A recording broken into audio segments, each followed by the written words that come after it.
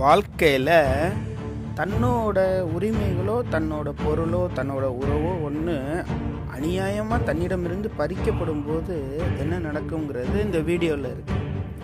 ஒரு அழகான அதாவது வல்லூர் அடகாக்கிற கூட்டில் ஒரு காக்கா பூந்து அதோட முட்டையை சாப்பிட்டுட்டு போயிடுறதாவும் அந்த காக்காயை மறைஞ்சிருந்து தாக்குறதா இருக்கு வீடியோ.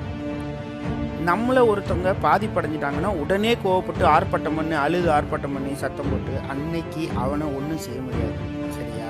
காலத்தால் மட்டும்தான் அதை நாம் எதிர்கொள்ள முடியும். காலத்தால் எதிர்கொள்ள முடியும். காலம்தான் அதுக்கு பதில் சொல்லணும்னு காத்துக்கிட்டு இருக்கக்கூடாது. அதற்கான சந்தர்ப்பங்களை நாம தான் உருவாக்கணும். அந்த உருவாக்குற சந்தர்ப்பத்தில் ஒற்றை அடியில் அவங்க விழுந்ததா இருக்கணும். எப்போவுமே அடிபட்ட பாம்பு கடிக்கும் அப்படிங்கிறது அப்போ உள்ள பழமொழி. பழிவாங்கும் எண்ணங்கள் இருக்கக்கூடாது. அப்படின்னாலும் அடித்தவனுக்கு அடித்தா வலிக்கும் அப்படின்னு தெரியணும், உணரணும். இந்த காகம் குடிச்சிட்டு தப்பிச்சு போயிடுச்சு, திருப்பி அதே மாதிரி வந்து அது மறைஞ்சிருந்து தாக்குறத பாருங்க. ஆக்ரோஷமா மறைஞ்சிருந்து தாக்குறோம் அப்படிங்கிறத விட பொறுத்திருந்து தாக்குனதுங்கிறது தான் இங்கே நம்ம பேசப்படக்கூடிய ஒரு வெற்றி.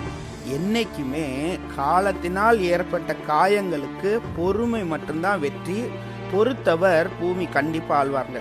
நீ போடுற திட்டத்தை கூட கொஞ்சம் நாள் கழிச்சு நேரம் சென்று காலம் பார்த்து அடி